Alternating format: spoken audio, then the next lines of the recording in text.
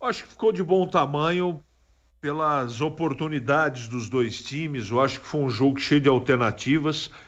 O Guarani foi melhor no primeiro tempo. No segundo tempo, manteve aí a estratégia do primeiro tempo. Não deu certo, porque o Tencate veio com o meio campo um pouco mais povoado. Ele mexeu o doce e o Guarani teve muita dificuldade. O Guarani não conseguiu jogar no segundo tempo.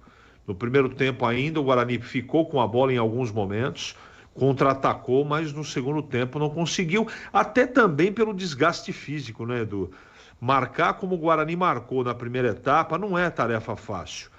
Foi um jeito que o Humberto Loser encontrou para poder barrar a força do Criciúma em casa, e eu pelo menos considero que deu certo. Algumas coisas no aspecto individual não funcionaram, mas não dá para você fazer 90 minutos perfeito. O Guarani também cansou, alguns jogadores pregaram, e com a falta dessa força física, dessa intensidade na marcação, disciplina na marcação, aí vieram os espaços e foi assim que o Criciúma empatou o jogo. Não é? Você dá um minuto de bobeira, você desconcentra um pouco, a bola entra, e eu também fiquei com a impressão que era achei que não foi frango, mas foi uma bola defensável. Não estou absolutamente querendo culpar o menino que entrou, absolutamente. Fez boas defesas, uma baita de uma fogueira, mas foi um ponto importante. Conseguido contra um time muito forte. Jogar no Heriberto Rilse não é tarefa fácil. Eu acho que diante de todos os problemas, de tudo que aconteceu, achei também que o Guarani perdeu bastante com a saída do Pegorari, não só pelo gol que tomou, fato observado pelo Gleger, e isso foi muito claro quem assistiu o primeiro tempo, né? O Guarani, na estratégia que adotou, precisava muito do jogo com os pés do Pegorari.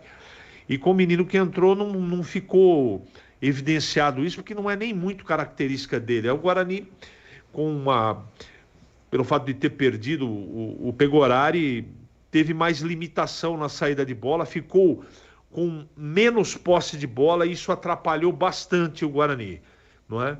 Eu acho que pelas chances, por tudo aquilo, veja só que coisa que a gente tem que efetivamente registrar. Os números da partida.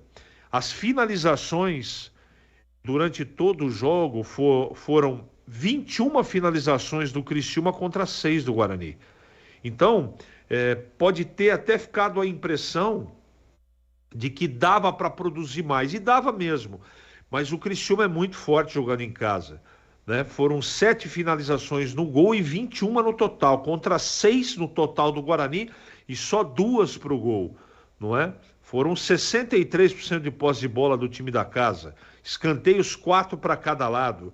Enfim, foi uma pressão muito grande. Eu acho que o Guarani teve méritos também para segurar o empate.